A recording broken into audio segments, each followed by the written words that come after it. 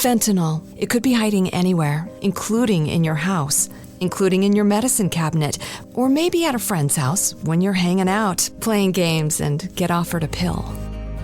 Don't take chances. If a drug didn't come from a pharmacy directly to you, you can find fentanyl using a simple strip you can pick up at your local pharmacy. Don't take it until you test it, because fentanyl can be hiding anywhere. Brought to you by the Georgia Department of Behavioral Health and Mental Disabilities. It's the Opperman Report. And now, here is investigator Ed Opperman.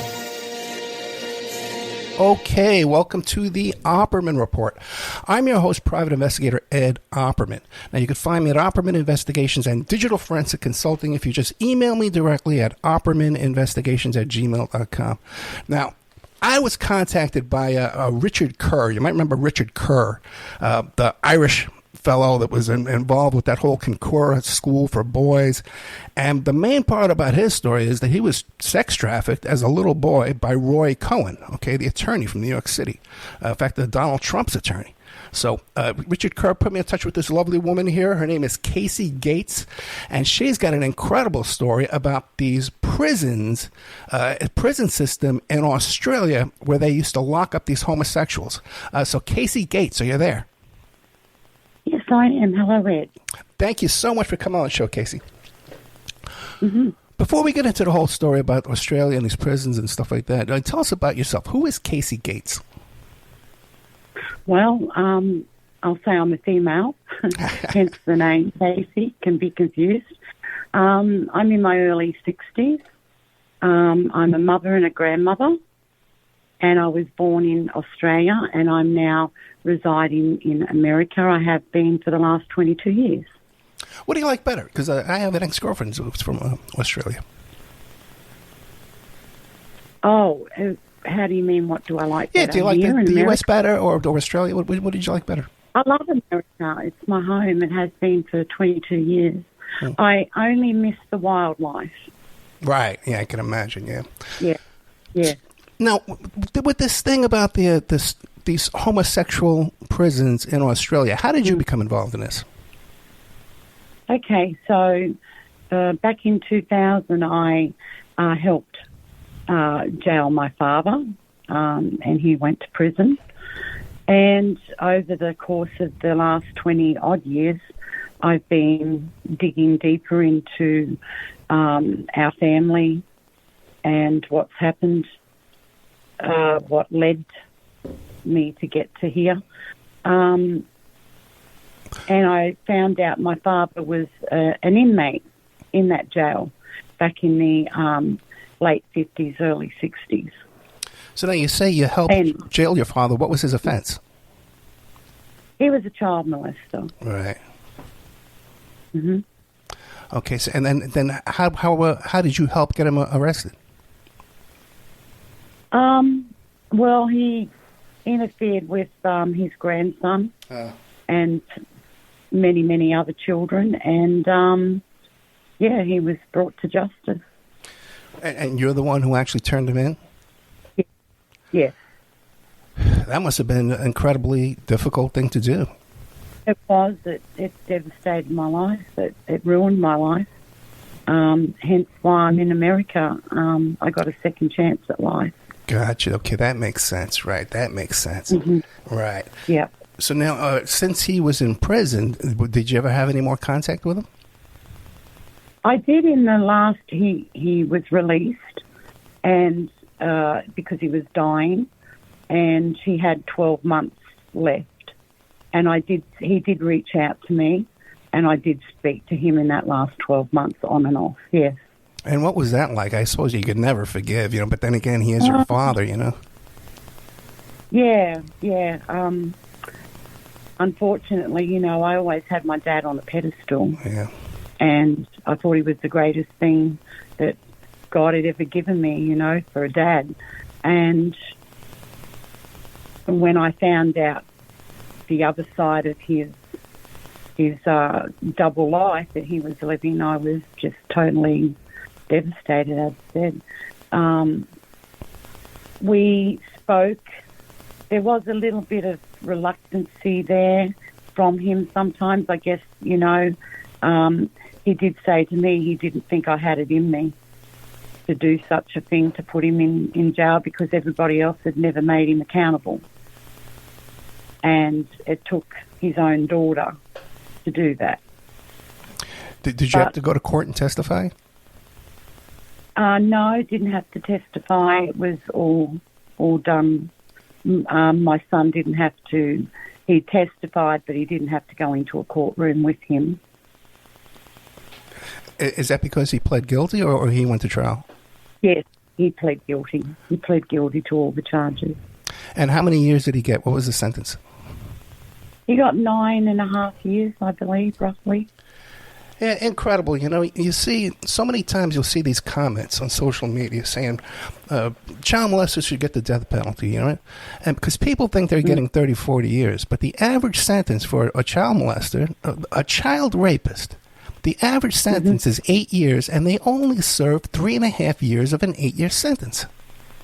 It's just outrageous. Yeah, that's the problem. And, when I went back in history and I looked at, just prior to my birth and after my birth, and then when I was like 7 and 8 years of age, he'd already been to jail 2 to 3 times, and he'd reoffended each time. And he was put into this said jail in Cooma in Australia, and it was supposed to be for homosexuals. And here is my father being put in the same jail, and he's actually a perpetrator. Well, what were the previous charges? The same thing. Really? Child molestation. And you weren't aware of this? No. And the funny thing about it was he wasn't an Australian citizen. He hadn't been naturalised. He should have been deported the first time that this happened. And even if he hadn't have been, like, on that first time, he should have been deported on the second. Well, absolutely. And what was the length of those other 2 sentences? Offhand, it's only a few years, not maybe 2-3 years. That's outrageous. And so then what about like your mother, your uncles, your cousins? No one warned you, said, hey, your father's been convicted of this several times. Keep your family away from it? No, it was all covered up. Just incredible. Yeah. And that's why it was very traumatic for me to have to find out all this, thinking that, like I said, I had my dad on the pedestal. He was my best friend. He was a good dad towards me that I fought. And when I had to find out this stuff slowly, and even since he's passed away, I found out a lot more. But he's not here to talk to anymore. So, unfortunately, there's a lot of questions that will go unanswered for me. Because there were other victims besides his family members? Yeah. Oh, many, hundreds of victims. Yeah. And how is this? Because he worked in a school or something? How did he get access to so many children? He did have access to children's homes. He managed service stations, and back in the day, the 60s and the 70s, they hired young boys to do the driveway service, to fill your tank and do your windscreen and oil change, whatever needed to be done. It was a little bit different, the service. And they hired young boys, and I guess these young boys came from home. And, he got involved in a pedophile ring when he was released from jail. And some of them were involved in disabled, working for the disabled, busing them to and from venues. And another one was a school teacher in a Catholic boys' college, and so on. So they had their different connections in that ring. So all of his crimes involved males, no females? Only boys. Only boys. Okay. Mm-hmm. And so then so now I had never heard of this until you sent me that link. I had never heard that the people were in Australia, people were put in prison for the crime of homosexuality. Is that what it was? Yeah, me either, Ed. It was only last year that I sat here and I thought, I need to look into this jail, because I found out where he had been and, through paperwork and files from my lawyers. And I thought, well, I need to look into this jail. And that's when I come across the journalist that did the documentary on it. And I listened to it. Okay, so describe what's going on with these jails. Well, the funny thing about it was when I was listening to it, the documentary, it goes for a few hours, they actually not mention my father by name, but they do mention him. And they also mention my sister because they were running experiments in the jail. I don't know what my sister had to do with it. And I did reach out to the journalist that did that documentary. He wanted me to send him any files I had, and I didn't at the time because I was going through a court case, and this was a part of it. And he dropped me like a hotcake at the end of it and didn't want to talk to me.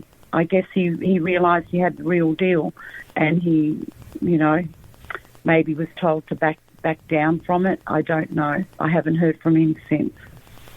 Okay, so you mentioned your lawyers. What can you describe? What's the litigation about?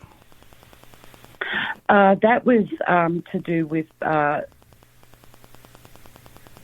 charges relating back historically to what happened to me within the family dynamics. So you were suing a member of your family? Yes. And then I found out, all about my dad and a lot more than what I had to find out back in 2000. Gotcha. Now, what was the disposition of that case?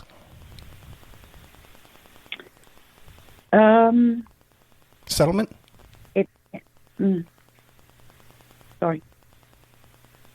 At the end of it? Yeah, was there a settlement? And how'd you... There was a settlement, and I feel very railroaded. I'm still getting over the trauma from that on top of everything else. I was sort of led up a garden path with this law firm, and it was a bit of a rude awakening. I thought they were they had my good interests at heart, and I kept faith in them, and I probably should not have done that.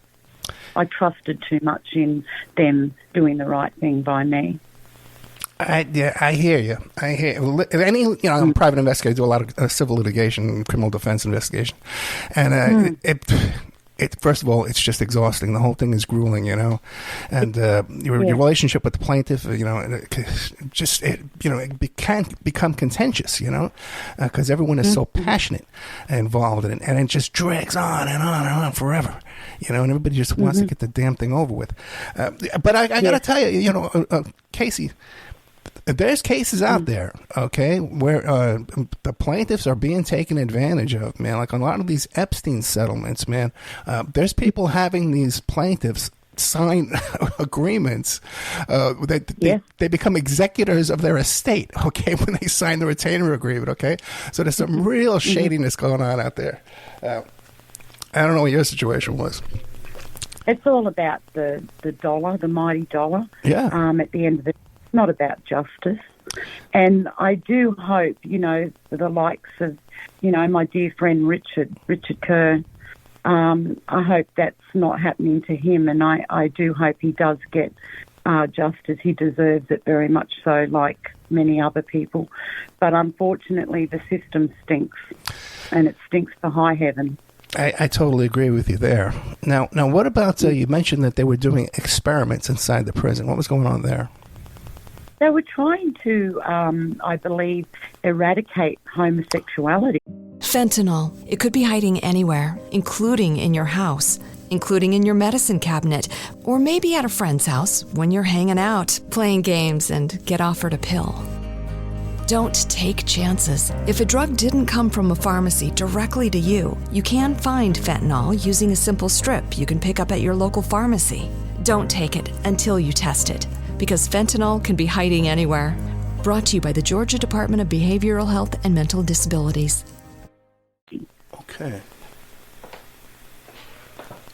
And then what was the nature of these experiments? I'm not too sure on the type of therapy. I know the therapy that they used on my sister was with electric shock. And back in the day, they didn't sedate them, unfortunately, and she went through sheer hell. And if you listen to the podcast, they actually mention my sister. My sister's moaning. They're trying to arouse her, and they mention her name. Now, this is because your sister was homosexual and they put her in this prison? No.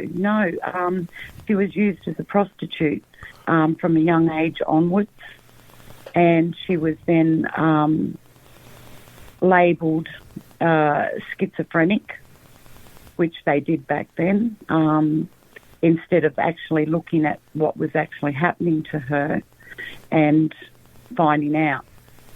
They just prefer to label and put them on the shelf, and they started experimenting on her because she became a ward of the state. So your sister was sex trafficked as a young child, and their response to that was to throw her in prison and do experiments on her. No, she wasn't even in the prison. Wasn't in the prison. And that's what I want. That was one of the questions I had to ask this journalist that did the documentary. What did that lady have to do with the jail? Did he ever answer you? No, he never did, and I showed him a snippet of evidence that the man that he was referring to in the documentary, one of them, happened to be my father, and I had the medical evidence. And the second question was, what did the lady that he was, it was a pre-recording back in the day, and doctors were doing surgery on her. And he never did answer me. Where is your sister today? She's passed away since. Okay. She was in institutions throughout Australia, all of them. There wasn't one I don't think that she was in.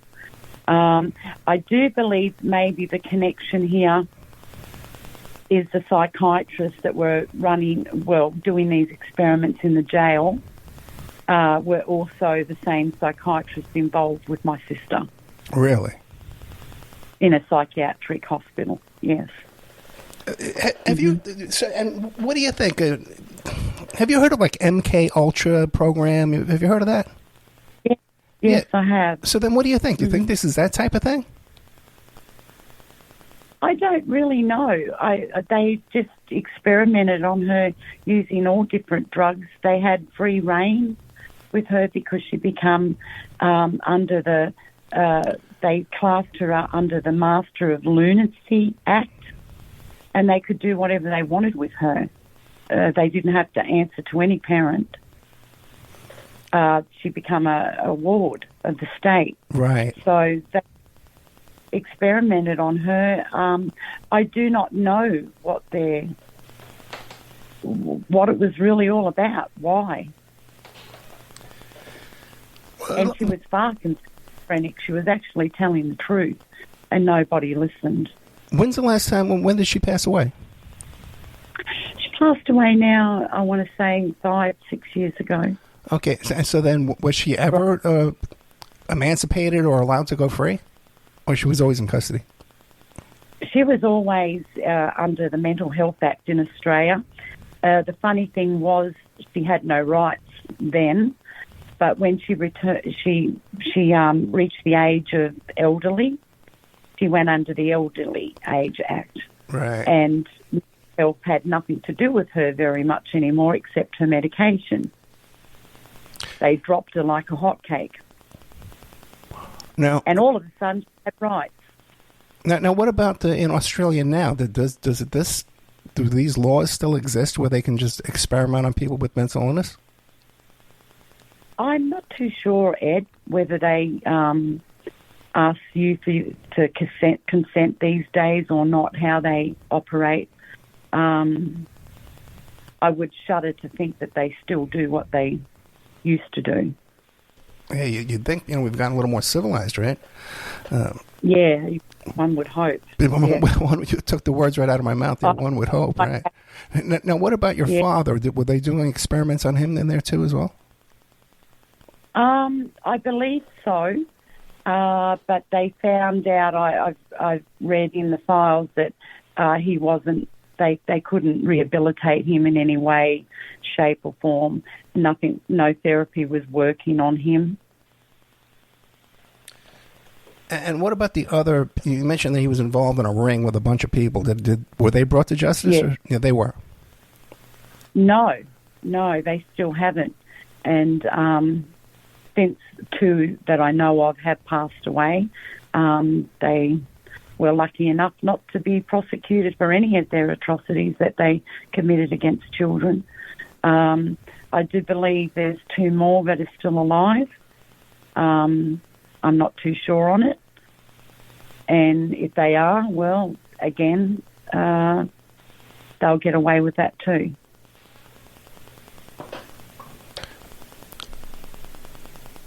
Now, what about your mother throughout all this? Was she around, involved? Yes, and that was another thing. I didn't have a very close relationship when I was growing up with her, and most of the time I was with her because everybody else was in and out of the house. My sister was in psychiatric hospitals in and out, and of course my father was gone, and I know where now. So I grew up with her, and as I got to find this all out in the last 20-odd years, she was quite aware of what her husband was doing. She even allowed it to happen to her own son, who was killed when he was 23. So she was very, very much aware, and it didn't matter to her. She still kept the relationship with my father. And how was it? She tried what? Out of jail. Tried keeping him out of, getting him out of jail when he was jailed back in the 60s. She begged and begged, and I've got so many files on her begging the jail system to release him. And yet he was in there with committed atrocities against her own son. And the 23-year-old, how did he die? He was run off the road and hit a tree. It was put down to people unknown and that it was an accident, but I've since found out over the years that it was no accident and he was deliberately run off the road. How did you get involved with Richard Kerr? Funny thing, there was another lady that was a friend to Richard and found out that she was not really a friend to him, and we started speaking, and we found that we had a lot of things in common, and we just clicked from there and have become very good friends over the last few years. Richard actually come and stayed with us for a period of time, and yeah. So now you're familiar with the Richards case, where there was espionage involved and all of that. Do you think there was any of this, any of that type of thing going on with your father and this pedophile ring and blackmail kind of stuff? I can't say it's for fact, but I do believe there was a secret service involved. There's too many coincidences pointing in that direction, but to have it confirmed, I haven't as of yet. And this is U.S. Secret Service or Australian Secret Service? It would have been Australia. Okay, then. And then how do you think they were involved? And describe that to us. Well, I think they realised who they had when they had him in jail. And I was reading a file not so long ago where he was supposed to be deported. As I'd mentioned, he should have been. And they did not deport him because he was too much of an asset to the prison. His service were, and it states his services were of greater value. I'm not too sure what that means. Well, so this is a quote from the report that his service was of great value in the prison? Yes, of greater value, yes. And he was supposed to be then transferred to another prison, and the same wording, greater value. So hence he didn't get deported, and hence he didn't get transferred. And but what was his employment history again? He said he managed a gas station that did something about transporting handicapped kids? Yes, he managed service stations. He was sort of a jack of all trades, funny enough. Very highly educated. He come from Germany. He'd been through the Second World War through the Hitler Youth. And I look back now and it's almost like the second Hitler coming to pretend to be Hitler in Australia. That's what he played.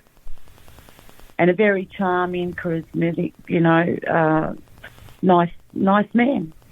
If you were to meet him, you would almost say, I love this man. Mm-hmm. He's amazing. What about, was he a wealthy man? He had his days, but not. He did require a lot of American, we call them yank tanks, right? The big old cars. And I remember growing up in my childhood, we had many of those. My dad had them. And he drove around them, and you can imagine in a little country town, here comes this man he looked like he'd come from a mafia, and he's driving this big Dodge Phoenix vehicle in a little country town. He must have stood out like, yeah. So he at least had the appearance of being a wealthy man in that town. Yeah. Yes. Right. Yes. Well, then wouldn't you think it would be logical that he got that money from sex trafficking? Was he sex trafficking your sister? Yes, he was. Yes, he was lending her out to men. Yes. Yeah. Okay. Well, then, yeah, that would make sense. He would be of service to the police and the prison system. I mean, if he was an informant, if he had blackmail dirt on a bunch of people in town, right? Yeah. Well, I don't know about that specific town, but because he was always away from home, he was on and off. Sometimes he was there and other times he wasn't there. And I never knew growing up where he was, and I didn't worry about it. Eventually, as I grew older in years, I didn't question anything. And I was very naive to everything. I trusted in the people that said they were my parents. Yeah, you and I are the same age, so things were different back then. I could totally see that. So you never suspected your parents of doing anything like this back in those days. Yeah. Never ever. Yeah, we had no internet. There weren't movies and stuff about this back in those days. Fentanyl. It could be hiding anywhere, including in your house, including in your medicine cabinet, or maybe at a friend's house when you're hanging out, playing games, and get offered a pill. Don't take chances. If a drug didn't come from a pharmacy directly to you, you can find fentanyl using a simple strip you can pick up at your local pharmacy. Don't take it until you test it, because fentanyl can be hiding anywhere. Brought to you by the Georgia Department of Behavioral Health and Mental Disabilities. So there was no way to know this existed. Yeah. And as much as I loved my dad dearly, when this came about, there's no way I could turn my back and turn a blind eye to what he'd done. And unfortunately, I've learned a lot more. And as I said before, I can't ask him any more questions because he's no longer here.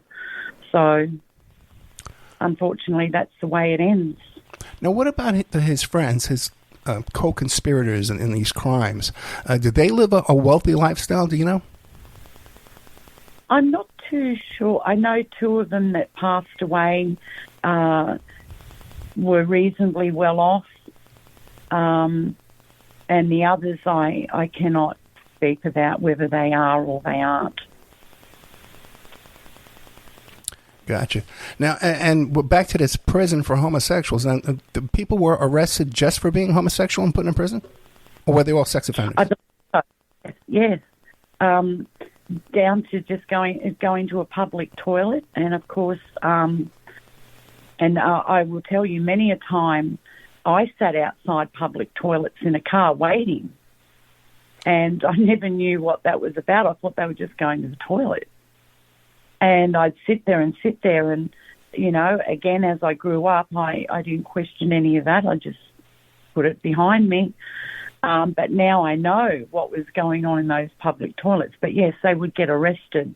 They'd get caught by trying to attempt to have sexual contact with somebody in the toilet as well. Or they would meet in there. They had their park toilets that they were familiar with. Yeah. So your dad would take you to the park. He'd go into the public restroom, and you would wait in the car. No, one of his friends that were in the pedophile ring used to do that. With you? And I would his car. Yes, I'd be always with him in his car. Yes. Okay, so then even as a child, so you didn't you knew some of these pedophiles before your father went to prison. Okay. Oh yeah, I grew up with most of them. Yes. Wow. I grew up with them. I just thought they were family friends. You know how your parents have friends. Yeah. And of course, working in the service station business, sometimes there was one of them that worked in the service station business as well. So, and that was up and down the east coast of Australia. My dad had service stations. He used to. They had a porn magazine called King's Cross Whispers back in the day, and my father used to have those delivered to from different service stations. Was this homosexual porn or heterosexual? Yes, it was all sorts of porn, both. And they run ads in the actual in the papers, and they had their coding, and that's the way they kept in contact back in the day. But they had a whole prison system, a whole justice system to go after homosexuals, but not to take down this pedophile ring. No. And I do believe the contacts that he made to form this pedophile ring when they got outside were from that jail. Right. So they weren't just, gay men. There were also children, child molesters as well in this jail system. And the funny thing about it, I was told that my father almost run that jail at one stage. He was given jobs within the prison system that were very trusted. Like what? One was a medical orderly. He had the keys to all the inmates, where if they got sick in the middle of the night, it was like a 24/7. And he was also the head librarian. And he worked in the pharmacy at one stage. So he was very well respected in there, I guess. Yeah, those are all prime. Yeah, those are all prime prison jobs. Yeah. Mm-hmm. I know you were saying too that there were no children there in this prison, all right? No, not unless you class. Well, to me, 18 years of age is jail age in Australia. Yeah. I still class that as pretty much a young adolescent, just coming out of childhood virtually. They're still not an adult. Yeah, absolutely. Yeah. And I do know one of the men that were in that prison with my father was groomed by my father. And he was only 18 at the time.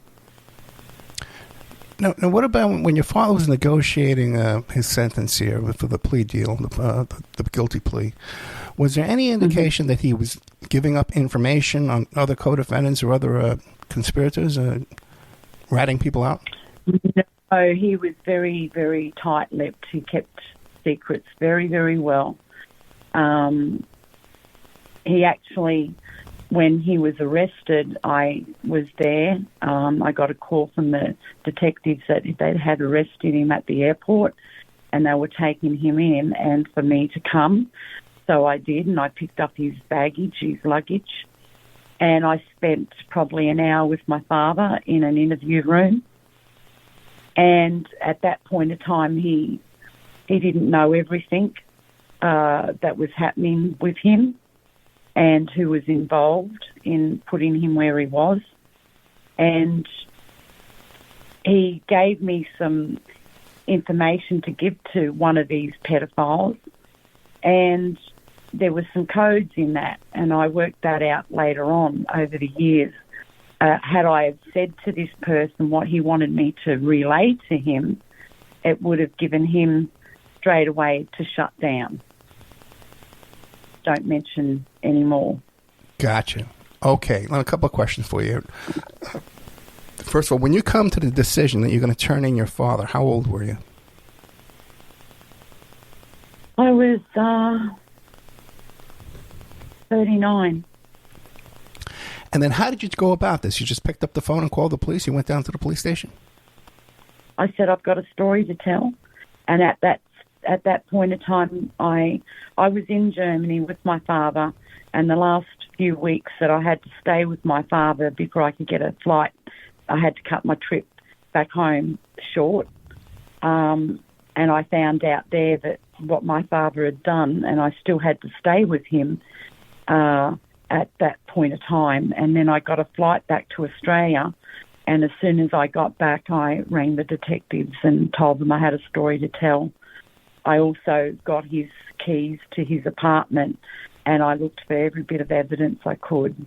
I also had to, funny enough, I had to deal with a lot of people in the community, a lot of women, elderly women. One of them in particular had my father's keys. He entrusted her with them, and she was removing evidence from his apartment, and I sort of did threaten her that if she didn't give me the keys, I would have her place raided. And she quickly gave over the keys, and I went back and I found the evidence my father was telling her to get and put into her place of residence, so the police wouldn't find it, which actually busted another pedophile ring. Yeah, so your dad, it wasn't just other men that were also raping children. He had other people in the community were assisting this ring. Yes. Well, they were assisting him, women. And the funny thing, Ed, was he was a radio announcer. Your father was? Yeah, seriously, yes, he was. And he had such a big fan base, it wasn't funny. The women were just yeah. Yeah, they fall in love with your voice. Yeah. Okay. It was just.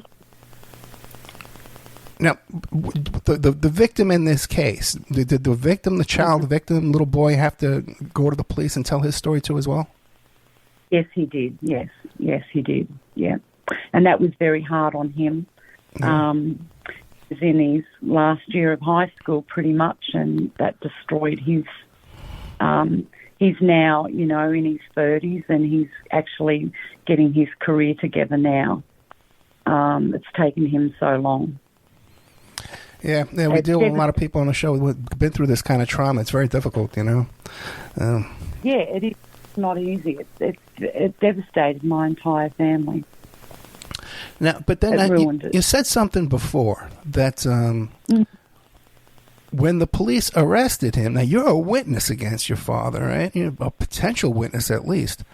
Yes. But when they arrested him, they took you and interrogated him with you in the room? No, they didn't interrogate him. They let me visit with him in an interview room. Oh. Because he was giving me his luggage and his baggage from his trip from overseas because they arrested him.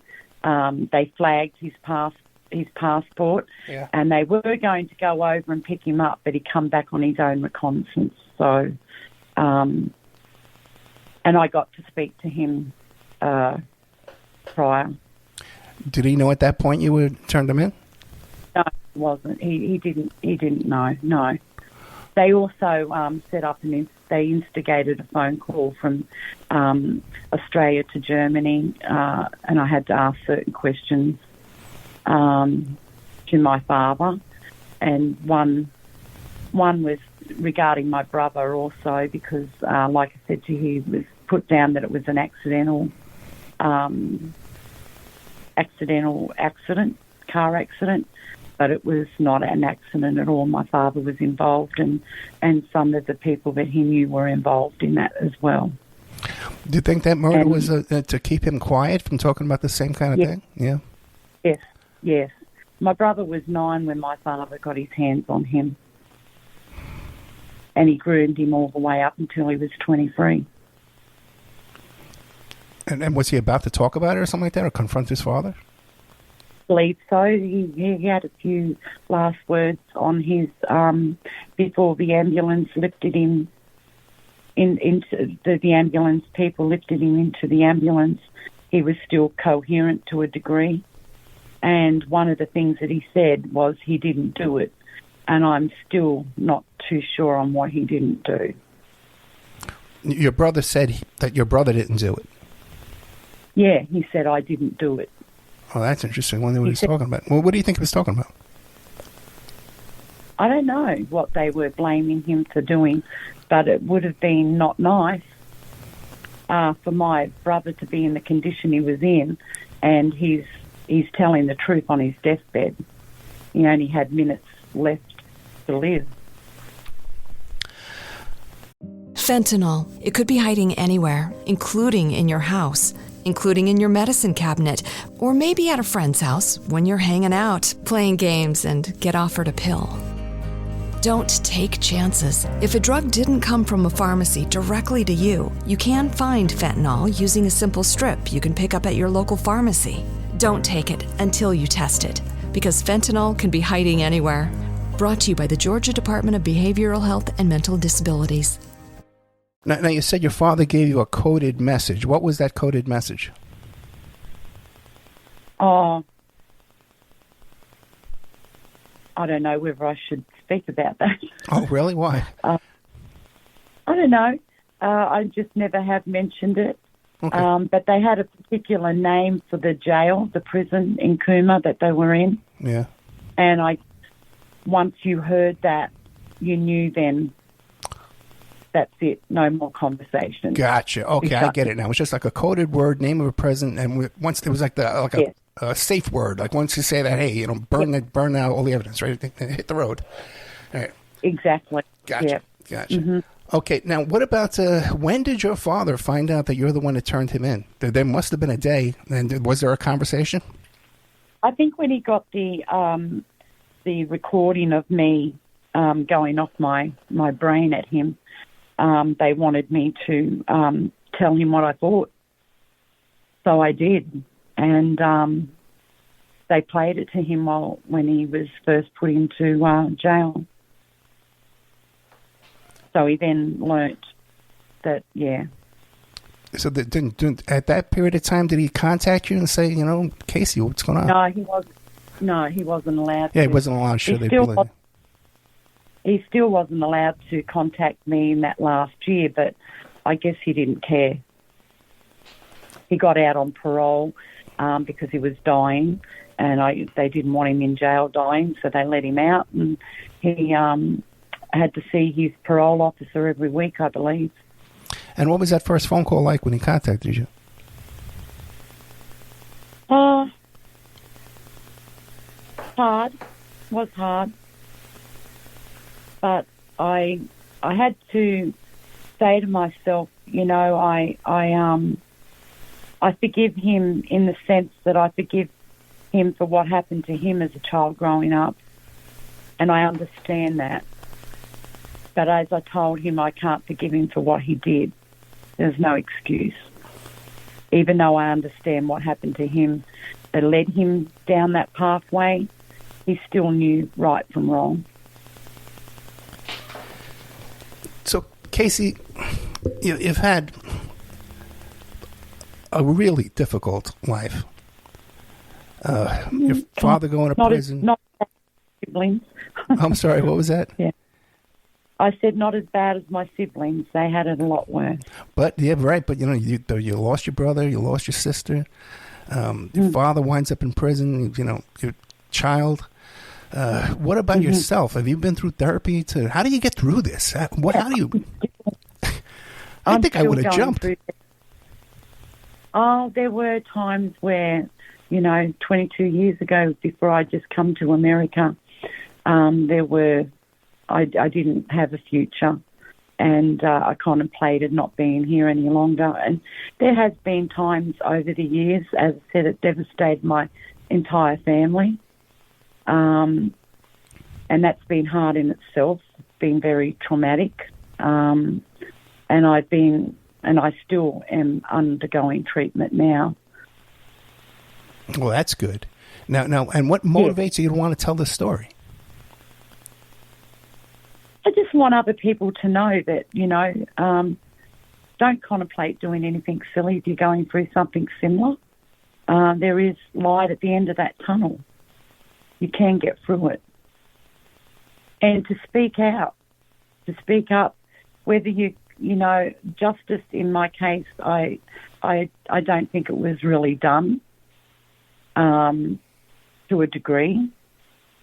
And it got swept back under the carpet again, and that's why I'm talking to you, because you have a good platform to get these things out so people know that these things happened and possibly still happening, who knows.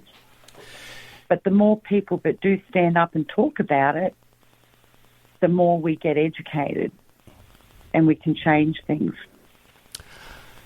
I don't know, Casey, I've done this kind of show so many times. I don't know what we're changing. I don't know what we're helping anymore. I got to tell you the truth. I really don't know, if we're doing any good at all, Well, they all say, Ed, that the good prevails at the end of the day, and we have more good than we do bad. And we have to keep thinking that what we put out to the universe is what we reap back, right? That is true. Yeah, what you focus on, you will wind up in. Yeah. You've got to try and look at the children of today and the future children, that are growing up in this world. We have to try and speak out to change things. If we don't, we're just as bad as the perpetrators. Yeah. So what is going on with Richard's case now? Well, I do believe he still has his case with the High Court, and it's still ongoing. They seem to kick that tin down the road so often. Ever since I've spoken to Richard and known him, it's just ongoing, and there doesn't seem to be an end in sight. And I do hope he does get justice. I really do. I hope his law firm is a lot better than what my law firm was. Yeah, once you get involved in the intelligence community, is on the opposition, it's an uphill battle, man. It's an uphill. Yeah. It's a big thing to be entrapped in a law case too. Yeah. And I, for Richard's sake, I hope that's not the case.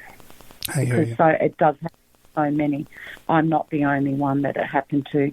It happens to a lot of people, and unfortunately, that is the system and the way they operate. They're just as corrupt as far as I'm concerned. There's a lot of corruption, that's for sure. So we only got a couple of minutes left. Is there something you want to leave us with? Just to not give up, keep plodding along. If there's similar things that you are experiencing today and within your own family, don't give up. Keep doing the good work and getting it out there. Let people know. Well, the more people that know, the more educated we can become. Casey Gates, I thank you so much for coming on the show. The audience, at first, I thought I was going to be talking to a man today when I saw the name Casey. So when she gets on the phone, I find out she's a woman. And then by the end of the show, she's become my therapist, trying to talk me out of suicide over here. So, Casey, thank you so much, man. You're welcome, man. Thank you. No, I thank you, too. You. And I encourage the audience to go back and search for the old shows, Richard Kerr. RICHARDKERR. We've done about 3 hours with Richard himself. Then another fellow that wrote a book about him. And we've done several shows about the Kinkora School for Boys. And we've done a ton of shows on that, about 10. What a scandal that was, man. Yeah, definitely. It's just amazing that Richard's still standing. He's a strong man, though, very strong, highly intelligent man. And they just shaft him along. Yeah, he's been to hell and back, that kid, yeah. He has. And that's the sad part about it. But the thing is, he's out there.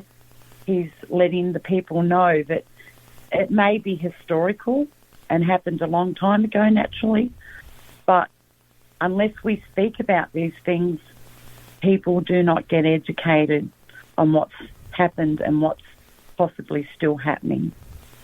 Yeah. So definitely check out the old shows with Richard Kerr, Kinkora School for Boys with a K, and intelligence involved in that, blackmail, all kinds of crazy stuff, and totally covered up, man, totally covered up. Casey Gates, thank you so much. Thank you, Ed. I appreciate you, and have a good rest of your day. You too. Good night. Bye.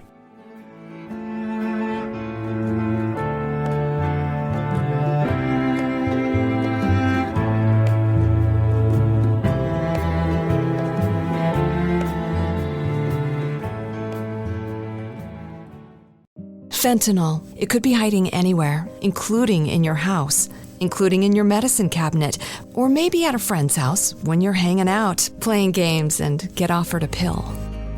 Don't take chances. If a drug didn't come from a pharmacy directly to you, you can find fentanyl using a simple strip you can pick up at your local pharmacy. Don't take it until you test it, because fentanyl can be hiding anywhere. Brought to you by the Georgia Department of Behavioral Health and Mental Disabilities. Fentanyl. It could be hiding anywhere, including in your house, including in your medicine cabinet, or maybe at a friend's house when you're hanging out, playing games, and get offered a pill. Don't take chances. If a drug didn't come from a pharmacy directly to you, you can find fentanyl using a simple strip you can pick up at your local pharmacy. Don't take it until you test it, because fentanyl can be hiding anywhere. Brought to you by the Georgia Department of Behavioral Health and Mental Disabilities.